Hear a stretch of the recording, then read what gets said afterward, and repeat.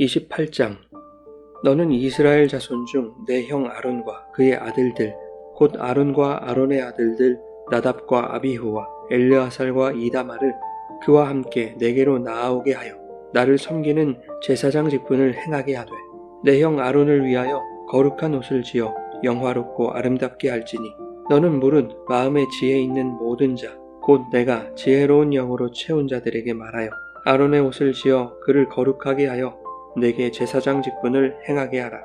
그들이 지을 옷은 이러하니 곧 흉패와 에봇과 겉옷과 반포 속옷과 관과 띠라. 그들이 내 형 아론과 그 아들들을 위하여 거룩한 옷을 지어 아론이 내게 제사장 직분을 행하게 하라. 그들이 쓸 것은 금실과 청색 자색 홍색 실과 가늘게 꼰 배실이니라. 그들이 금실과 청색 자색 홍색 실과 가늘게 꼰 배실로 정교하게 짜서 에봇을 짓되 그것에 어깨바지 둘을 달아 그 두 끝을 이어지게 하고 에봇 위에 매는 띠는 에봇 짜는 법으로 금실과 청색 자색 홍색 실과 가늘게 꼰 배실로 에봇에 정교하게 붙여 짤지며 호마노 2개를 가져다가 그 위에 이스라엘 아들들의 이름을 새기되 그들의 나이대로 6 이름을 한 보석에 나머지 6 이름은 다른 보석에 새기라. 보석을 새기는 자가 도장에 새김같이 너는 이스라엘 아들들의 이름을 그 2 보석에 새겨 금태에 물리고 그 2 보석을 에봇의 2 어깨바지에 붙여 이스라엘 아들들의 기념 보석을 삼되 아론이 여호와 앞에서 그들의 이름을 그 2 어깨에 메워서 기념이 되게 할지며 너는 금으로 태를 만들고 순금으로 노끈처럼 2 사슬을 땄고 그 따은 사슬을 그 태에 달지니라. 너는 판결 흉패를 에봇 짜는 방법으로 금실과 청색 자색 홍색 실과 가늘게 꼰 배실로 정교하게 짜서 만들되 길이와 너비가 한 뼘씩 2겹으로 네모 반듯하게 하고 그것에 4줄로 보석을 물리되 첫 줄은 홍보석, 황옥, 녹주옥이요 둘째 줄은 석류석, 남보석, 홍만호요 셋째 줄은 호박, 백만호, 자수정이요 넷째 줄은 녹보석, 호만호, 벽옥으로 다 금태에 물릴지니 이 보석들은 이스라엘 아들들의 이름대로 12이라. 보석마다 12지파에 한 이름씩 도장을 새기는 법으로 새기고 순금으로 노끈처럼 따은 사슬을 흉패 위에 붙이고 또 금고리 2를 만들어 흉패 위 곧 흉패 2 끝에 그 2 고리를 달고 따은 2 금 사슬로 흉패 2 끝 2 고리에 꿰어 매고 2 따은 사슬의 다른 2 끝을 에봇 앞 2 어깨바지에 금태에 매고 또 금고리 2를 만들어 흉패 아래 양쪽 가 안쪽 곧 에봇에 닿은 곳에 달고 또 금고리 2를 만들어 에봇 앞 2 어깨바지 아래 매는 자리 가까운 쪽 곧 정교하게 짠 띠 위쪽에 달고 청색 끈으로 흉패고리와 에봇 고리에 꿰어 흉패로 정교하게 짠 에봇 띠 위에 붙여 떨어지지 않게 하라. 아론이 성소에 들어갈 때에는 이스라엘 아들들의 이름을 기록한 이 판결 흉패를 가슴에 붙여 여호와 앞에 영원한 기념을 삼을 것이니라. 너는 우림과 둠밈을 판결 흉패 안에 넣어 아론이 여호와 앞에 들어갈 때에 그의 가슴에 붙이게 하라. 아론은 여호와 앞에서 이스라엘 자손의 흉패를 항상 그의 가슴에 붙일지니라.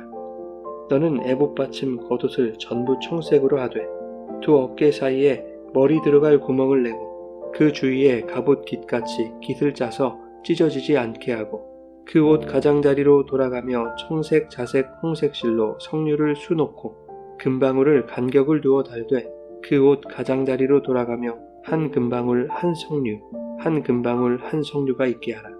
아론이 입고 여호와를 섬기러 성소에 들어갈 때와 성소에서 나올 때에 그 소리가 들릴 것이라. 그리하면 그가 죽지 아니하리라.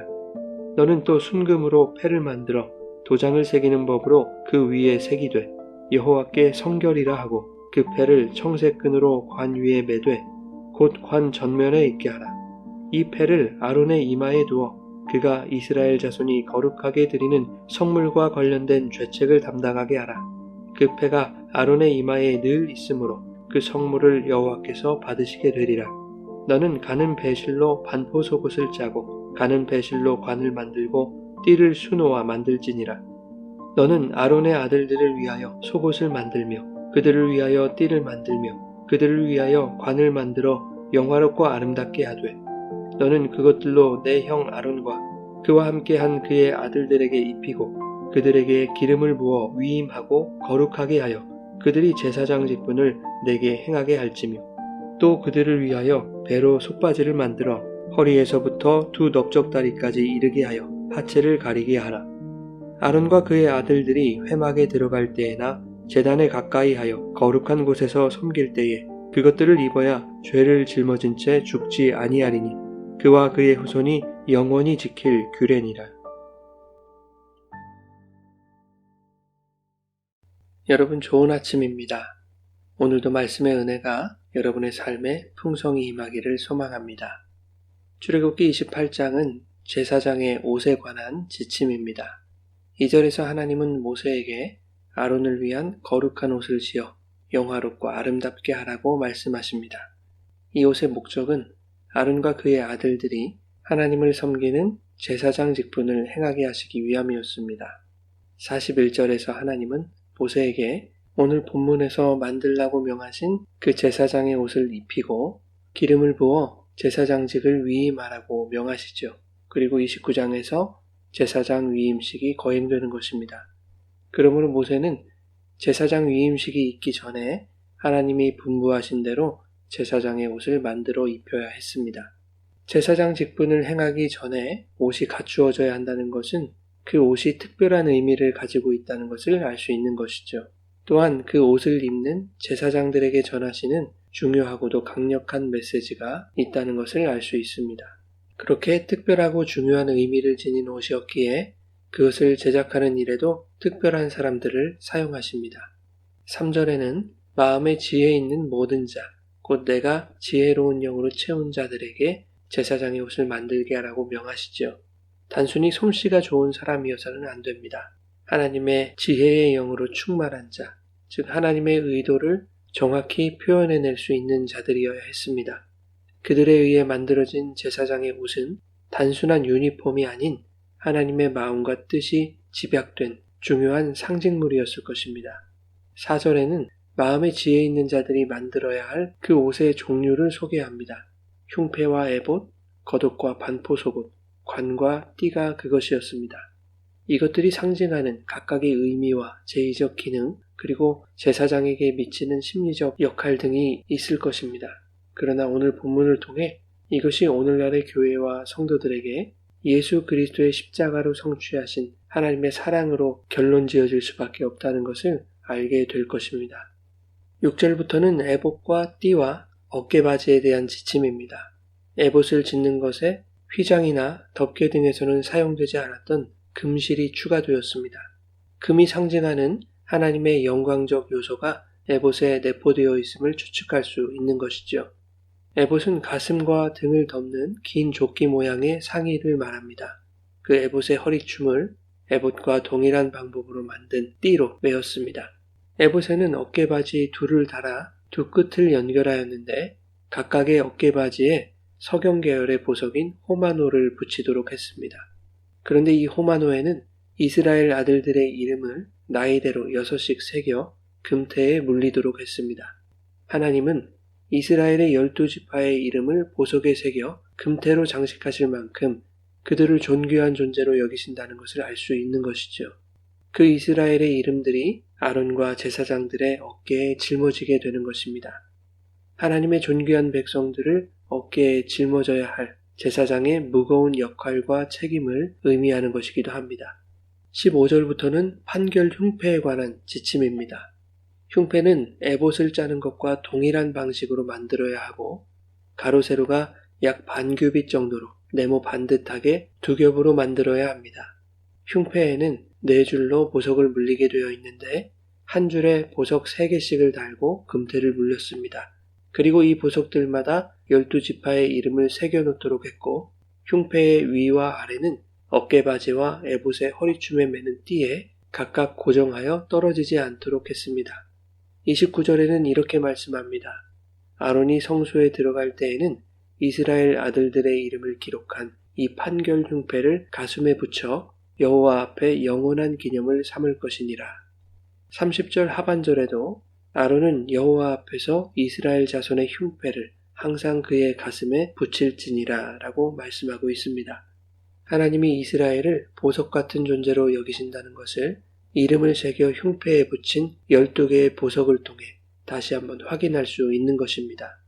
하나님은 그러한 이스라엘을 제사장의 가슴에서 떨어지지 않도록 단단히 고정하게 하셨습니다. 이것은 당신의 백성을 늘 마음에 품고 있는 하나님 아버지의 마음을 표현하신 것이죠. 제사장은 가슴에 붙어있는 12보석을 보며 자기 백성을 존귀하게 여기시는 그 하나님의 마음으로 제사장 직무를 겸손히 감당해야 하는 것입니다. 그런가 하면 30절에는 2겹으로 된 판결 흉패 안에 우림과 둠밈을 넣으라고 말하고 있습니다. 우림은 빛이라는 의미이고 둠밈은 완전함을 의미하는 말입니다. 우림과 둠밈은 하나님의 뜻인지 아닌지를 확인하는 판결 수단이었습니다. 어떤 학자들은 미래의 중대한 결정에 있어서 그것이 하나님의 뜻인지 아닌지 알기 위해 제비처럼 꺼내드는 돌로 그것을 이해했습니다. 그들은 우림과 둠밈을 각각 흰 돌과 검은 돌로 추정하는데 흰 돌이 나오면 하나님의 뜻으로 여기고 검은 돌이 나오면 하나님의 뜻이 아닌 것으로 여기는 것이죠. 그런가 하면 이런 주장도 있습니다. 우림이면 둠밈이고 우림이 아니면 둠밈이 아니다 라는 주장입니다. 무슨 말인가 하면 우림은 빛을 의미하고 둠밈은 완전함을 의미하므로 하나님께 어떤 것을 물었을 때 빛이 나오면 즉 우림이면 그것은 완전한 것, 둠밈이 되는 것입니다. 반대로 빛이 나오지 않으면 둠밈, 즉 완전함이 아니게 되는 것이라는 주장도 있습니다. 그 밖에 다른 학설들도 존재하지만 무엇이 맞는 것인지는 알 수 없습니다. 다만 중요한 것은 우림과 둠밈을 주신 목적이 하나님의 뜻을 알게 하시기 위함이었다는 것입니다. 이스라엘을 이끄시는 하나님의 판결은 언제나 당신의 뜻에 달려있다는 것이죠. 그런데 우림과 둠밈이 12보석에 이스라엘의 이름을 새겨 달아놓은 그 판결 흉패 안에 보관되어 있다는 것은 하나님의 판결은 결국 당신의 가슴에 품으신 이스라엘을 그리고 교회를 빛이신 하나님이 목적하시는 완성으로 이끄실 것임을 말하고 있는 것이죠. 36절 이하에는 순금으로 패를 만들어 그 위에 여호와께 성결이라고 새기도록 하셨습니다. 그리고 그 패를 머리에 쓰는 관 전면에 매도록 하셨습니다. 38절에는 이 패를 아론의 이마에 두어 그가 이스라엘 자손이 거룩하게 드리는 성물과 관련된 죄책을 담당하게 하라고 말씀하십니다. 또한 그 패가 아론의 이마에 늘 있으므로 그 성물을 여호와께서 받으시게 될 것이라고 말씀하십니다. 하나님께 나아갈 수 있는 자는 하나님 앞에 성결해야 함을 보여주는 것이죠. 성결한 자만이 백성의 죄책을 짊어질 수 있다는 것을 말씀하고 있는 것입니다. 또한 성결한 자의 중보 없이는 하나님이 그를 받으실 수 없다는 것입니다. 여러분, 그분이 누구입니까? 바로 예수 그리스도이십니다. 하나님은 우리에게 영원한 대제사장이신 예수 그리스도를 보내셨습니다. 그분은 하나님과 한 본질이신 분으로서 택하신 존귀한 백성들을 마음에 품으신 그 하나님의 마음을 동일하게 지니신 분입니다. 그분은 우리에게 빛으로 오셔서 우림의 판결을 내리셨고 그 판결의 결과는 빛이신 예수님이 어둠이 되셔서 십자가에 죽기까지 우리를 사랑하시는 것이었습니다. 그리하여 그 십자가 판결이 우리에게 둠밈의 완전함을 허락하신 것이죠. 사랑하는 여러분, 우리의 영원한 대제사장이시여 여호와 앞에 온전히 성결하신 주님께서 우리의 모든 죄책을 담당해 주셨습니다. 그리하여 오늘도 우리는 자격 없는 자이지만 여호와 앞에 성결하신 그 예수 그리스도 안에서 하나님 앞에 나아갈 수 있게 되었습니다. 뿐만 아니라 하나님은 예수 그리스도를 통하여 우리의 성물을 받으시는 것이죠. 우리를 당신의 마음에 품으시고 빛이신 예수님 보내셔서 구원의 완성을 허락하신 그 크신 은혜를 기억하며 우리의 성물, 즉 마음과 정성과 감사와 찬송과 영광과 존귀를 하나님께 올려드리는 복된 하루가 되시기를 예수님의 이름으로 축원합니다.